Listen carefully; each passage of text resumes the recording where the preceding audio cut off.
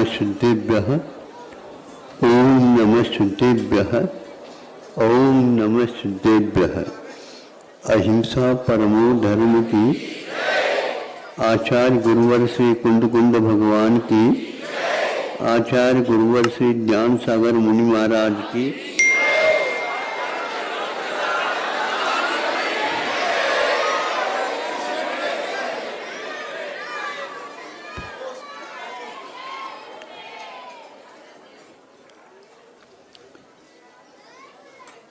इस भारतवर्ष में परिवर्तन का प्रावधान है। विधि इत्यादि में ये प्रावधान नहीं। थोड़े बहुत अंतर आ जाना अलग वस्तु, यहाँ परिवर्तन होता है। तो उस परिवर्तन में एक प्रसंग है शास्त्रों में। भूमि जगन्य, मध्यम और उत्कृष्ट तीन प्रकार के होते हैं। जगन में एक पल्यायु, मध्यम में 2 और उत्कृष्ट में 3 पल्य की आयु हुआ करती है।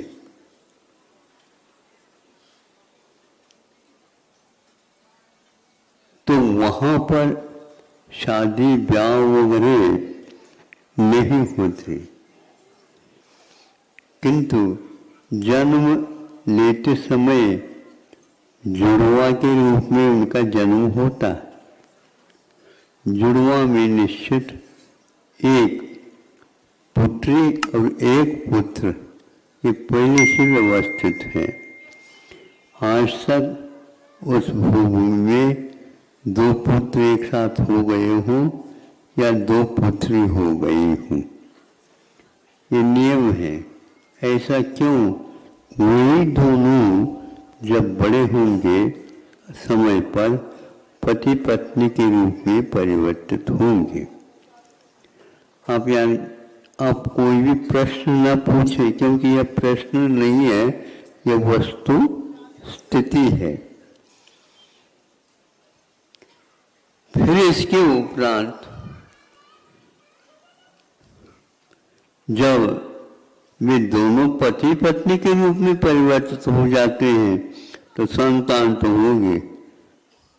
प्रतीक्षा करो, संतान तो कितनी भी दवाई ले लो, कितनी भी, वैसे ही भूमि में दवाई की कोई आवश्यकता नहीं।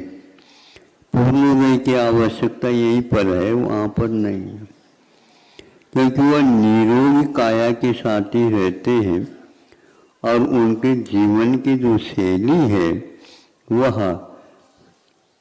बस उसमें ही जोड़े तक रहती है। बाकी किसी के साथ संबंध आदि जैसे आपको होती है उस प्रकार नहीं। आश्चर्य की बात तो यह निश्चित है। आप निश्चित है उस बारे में बहुत कम सोचते या नहीं सोचते, और जो अनिश्चित है उसके बारे में सोच करके अच्छे जो शांति से बैठे उनके भी माथा खा जाते, पक्की बात है। इसलिए कह रहा हूं, संतान की प्राप्ति भूमि में अंतिम समय में हुआ करती है पक्की।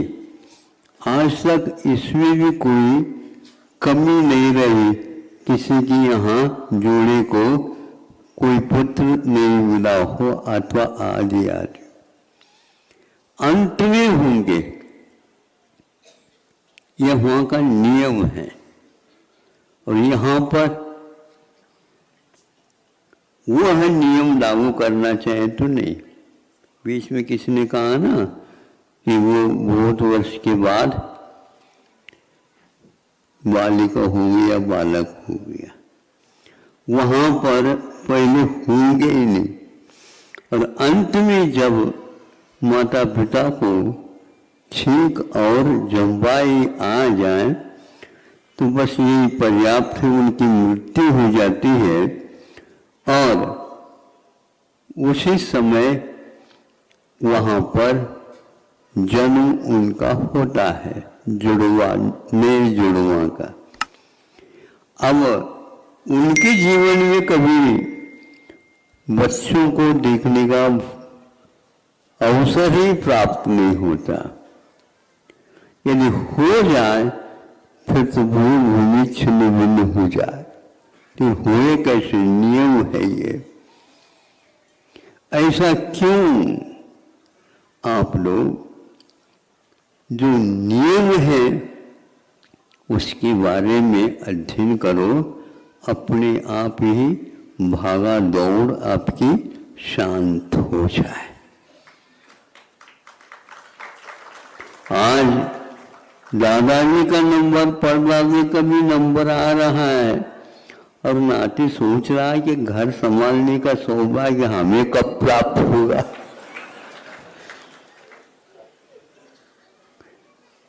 इसीलिए हमने भी सोचा भैया कि भीतर से कुछ संख्या कम कर दे,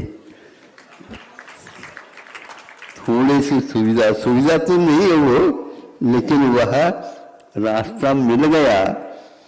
और कल जैसे हमने कहा था वैसे ही उन लोगों को जल्दी जल्दी बाहर आने की इच्छा हुई। अपने आप हुई क्या जबरदस्ती हुई, ये भगवान जाने या उनके होनहार जाने। हो तो गए, सब लोग प्रसन्न थे, सब लोग प्रसन्न थे, क्योंकि खूब काम करने के उपरांत भी दुकान नहीं छूट रही थी। हाँ, कि ठेका ले रहा क्या यार आप लोग, बोलो। आज ठेके का काम बहुत चल रहा है, बताते ही ये भी ठेका है। जब तक दादाजी भी है तो भी हर काम तो करना पड़ेगा। यहाँ का नियम है महाराज। जब हम इनके ऊपर लोड ज्यादा देंगे ना, जैसे हल जोतने वाले किसान, जब तक जो है भार नहीं देंगे तब तक वो चलेंगे ही नहीं। और यदि मान लो चल गए तो कहीं बीच में बैठ जाए तो फिर तो किसान को ही पूछो क्या होता है। ऐसे ही वहां की दशा है, कोई भी काम नहीं, किंतु जीवन पर्यंत अपने आयु को पूर्ण करना और जो कोई भोग है उसको यथार्थ रूप में भोगते रहना। इसको देख करके हमें ऐसा लगता है कि कुछ नियामक जो होता है उसका अध्ययन आप लोगों को करना चाहिए। ये नियामक क्यों? ये उसकी योग्यता है।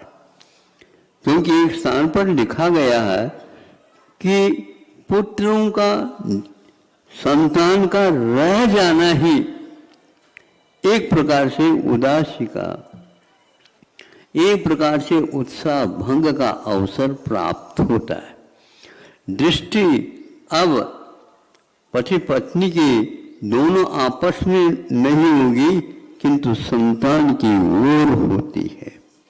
संतान की ओर होती है, जैसे महापुरुष तीर्थंकरों के माता पिता उनकी सहज रूप से होती है, और आप लोग इसको देखते रहते हैं कैसे इनकी होगी। जब संतान रुकती है तो वहाँ संतान होते ही संतान की ओर आकर्षण हो जाता है, क्योंकि उनका पुण्य रहता है। वह उसी समय आकर के ब्रह्मचर्य व्रत ले लेते हैं और बच्चे के पालन पोषण, संतान के पालन पोषण, दिशा संस्कार आदि देने में लग जाते हैं। वस्तुतः वासना, विषय, कषाय यह अज्ञान दशा की उपज है। कर्तव्य की दृष्टि से होता है तो ये पर्याप्त है, एक संतान हो गए। तीर्थंकर का उत्पन्न होना अकेला एक का ही होता है। माता पिताओं के वह इसके बाद समाप्त। यह एक नियम नहीं बांध सकते हैं, किंतु यहाँ पर संयम होने के कारण यह नए नियम लिया जाता है। भोग भूमि में भी इसी प्रकार होता है, किंतु संतान यदि होगी तो अंतिम में ही होगी, पहले नहीं होगी। और इनका होने के उपरांत वहीं पर रोकना, यह नियम संयम के अंतर्गत आ जाता है। ऐसा क्यों है? तो आचार्य कहते हैं, जो इस रहस्य को अध्ययन का विषय बनाते हैं उन्हीं के मन में ये भाव होते हैं, नहीं तो बाकी जिसके भी हैं, इन संस्कारों के अभाव होने के कारण वासना की ओर ही, विषयों की ओर ही, कषायों की ओर ही उनकी दृष्टि बहुतायत रूप से होती है, किंतु और कुछ नहीं होती। इसलिए आप लोग इसका भी कुछ अध्ययन किया करो, अपने आप ही वैराग्य सामने आएगा। तो वैराग्य नहीं आने के लिए दो विषय होते हैं, एक जगत काय स्वभावो व सम्यक वैराग्यात्म। 5 पाप से जगत स्वरूप का जब तक अध्ययन नहीं करेंगे, 5 पापों से आपको विराम मिलेगा नहीं। आपके मन में 5 पापों से एक घबराहट नहीं होगी। सम्यक भाव इसी को बोलते हैं। सम्यक भाव, जगत के बारे में सोच विचार किया करो। अपनी अपनी जगत बना रखा आप लोगों ने, उतना ही सोचते रहते हो। कूप मंडूक की वृत्ति और आप में ज़्यादा अंतर सा नहीं लगता। चिकित्सा करने से ठीक हो सकता है, और पूरा यो आपके सामने है। चिकित्सा करवा दो, मेंढक को भी इस ढंग से समझ में आ सकती है, तो आपको क्यों नहीं है? आपने अध्ययन ही नहीं किया, आपने सोचा ही नहीं, आपने पूछताछ ही नहीं किया, तो फिर स्वप्न में भी आए कैसे? आप अध्ययन करेंगे, पूछताछ करेंगे तो स्वप्न में भी संभव है। तो यहाँ ये भी सुनते हैं, पहले आप लोगों ने सुना होगा अपने बाप दादाओं से कि सहज रूप से भोजन आदि की वृत्ति भी एक आध बार ही होती थी, और आज सुबह से लेकर शाम तक डालते ही जाओ। दाल दाल दाल डालडा बन गया वो भी डालते जाओ। घी कहो, घी के नाम दो, डालडा खाते जाओ। इसलिए वह एक प्रकार से आदतन की ओर चला जाता, अभ्यास होता है। अब अभ्यास करते हैं तो एक समय आता अनिवार्य होता है। बहुत कम खाते थे बच्चे, जैसे कभी करते ही नहीं थे। देखो बच्चों, अभी भोजन का समय नहीं हुआ, थोड़े से और खेल कूद करके आ जाओ, थोड़ी से हमें कुछ मिल जाए। बच्चे ज़्यादा खेल कूद करते तो भूख लगेगी और कुछ नहीं मिलता। लेकिन बच्चे यदि इस प्रकार ज़्यादा खाने लग जाता है तो माँ को चिंता होती है, बीमार पड़ जाए तो क्या करूं। बीमार न पड़े उतना ही खिलाना, उसने ही समय करना, ये सारे उस अज्ञानी बच्चे के लिए संस्कार के काम करते हैं, फिर बाद में वे नियंत्रण में होते। यह नियम और संयम है, ये भोग भूमि नहीं है। इसलिए आप लोगों को ब्रह्मचर्य, फिर इसके उपरांत गृहस्थ आश्रम, फिर इसके उपरांत वानप्रस्थ आश्रम, फिर इसके उपरांत संन्यास आश्रम। संन्यास आश्रम को और दृष्टि डालने से पूर्व में इन लोगों ने अपने संतान के ऊपर ऐसे संस्कार डाले, दुकान वाले को दुकान, मकान वाले को मकान, खेती बाड़ी करने वाले को खेती बाड़ी आदि आदि का विद्या कला सिखा करके, संस्कारित करके, उसका प्रयोजन करके, उसका एक प्रकार से वर्गीकरण करके, वर्गीकरण में अवश्य ही समय की पाबंदी हो जाती है। पहले ब्रह्मचर्य के लिए इतना वर्ष, फिर गृहस्थ आश्रम के लिए इतने वर्ष, ऐसे करते संन्यास की ओर तब आए हैं जब ये संतान के ऊपर अच्छे ढंग से संस्कार डाले और उन्होंने कि हाँ महाराज, ये यदि जहाँ कहीं भी आप रखवाना चाहते हो तो हमारी तरफ से बोलो ना। बोले ताली तो बजा रहे हो, बजाते तो अच्छे ढंग से बजाओ, नहीं तो चुप बैठ जाओ। हाँ, ठीक सुनो। तो अब यहाँ अभी पूछताछ करने से क्या तो हुआ, सबके तरफ से छूट है, अनुमति है और हमें प्रसन्नता है। इसी प्रकार हमें भी करने के लिए इन लोगों ने एक प्रकार से अवसर प्राप्त कराया। हम भी इसी प्रकार करेंगे, लेकिन हम सोचते हैं कि भाई इतनी सारी संख्या आ जाएगी तो क्या होगा। संख्या की चिंता मत करो, देव लोग भी इसमें भाग ले सकते, सब काम हो जाएगा। पहले कदम तो हमें उठाना होगा और वह शास्त्रोक्त पद्धति से उठाना होगा। अब आगे का विषय वो स्वयं ही ज्ञात होता जाएगा आपको। सुनते हैं कल तक की भी देरी हो रही है। हाँ, वो स्वाहा बढ़ता जा रहा है। तो हमने कहा कि नियम भूभूमि के लिए है अथवा महापुरुषों के जीवन काल में है, और जिन्होंने इस प्रकार के संस्कार नहीं पाए उनका सामान्य जीवन होता है, और सामान्य जीवन वाला ही ज्यादा करने धरने इत्यादि में लग जाता है। कभी भी चक्रवर्ती ने दुकान नहीं खोली, खोलने की आवश्यकता नहीं, तो धन कहाँ से आता है? आप कमाते हैं ना, उसका सारा सारा कोष में चला जाता है।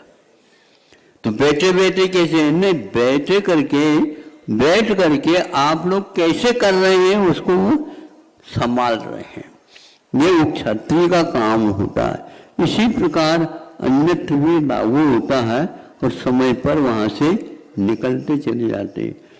ऐसे ऐसे पौराणिक कथा मिलती है जिनको पढ़ने से ज्ञात होता है कितनी उनकी लगन थी। इस शास्त्र में जो लिखी उसके अनुसार अपने जीवन को बनाने की प्रक्रिया ढालने की थी। गर्भावस्था में भी तिलक लगा करके और अपने कर्तव्य पूर्ण करके एक राजा ने दीक्षा ले ली। सोचे विचार करो, अब मेरा कर्तव्य तो सब कुछ है, हो गया है, अब यह अपने आप ही संतान बड़ी होगी, सभी इस प्रकार का वातावरण बना चुका हूँ आदि आदि। और उसमें अनेक प्रकार के वैषम्य को लिए हुए भी कथा आती है। ये सारे के सारे पूर्वकृत कर्म के ऊपर आधारित है। इन लोगों ने अपने जीवन को पूर्व कर्म के उपयोग करके ही आज उससे आगे एक कदम बढ़ चुके हैं। जो बढ़ चुके हैं वे आपके लिए वो कदम प्रेरणाप्रद होंगे, निर्देशक होंगे। शोध करने के लिए अथवा चिंतन के लिए अवसर प्रदान कर रहे हैं, क्योंकि उनके कदम अब आप लोगों से हट करके हैं। तो ये किस ओर जा रहे हैं? मेरी ओर आ रहे हैं।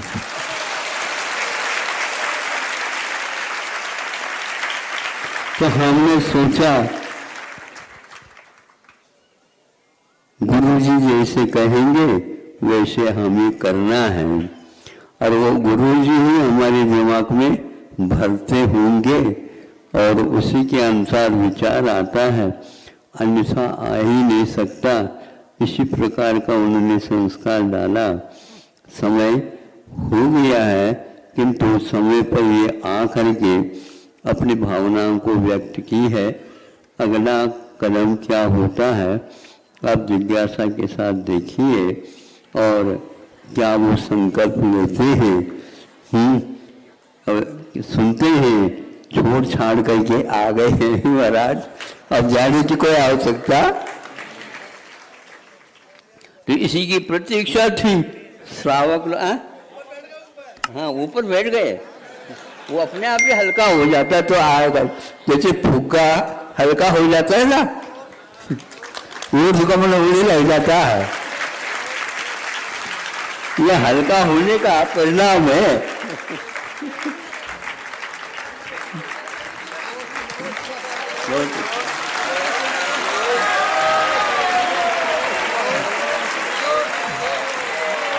जल्दी न करिए।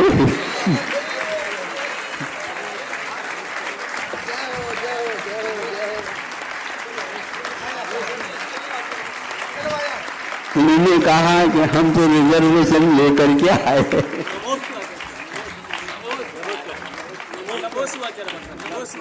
हाँ हाँ बैठो, समय तो ऐसे हो गया।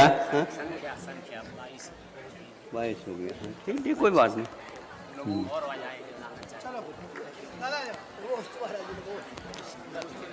तो यह इन लोगों ने बहुत कुशलता पूर्वक अपने कदम उठाए।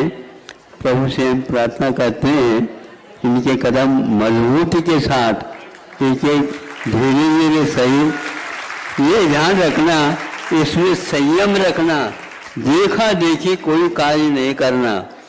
जैसे कहते संकेत मिलते हैं उसी के अनुसार यदि करेंगे तो अवश्य ही नंबर अंक जो है आप लोगों को मिलेंगे।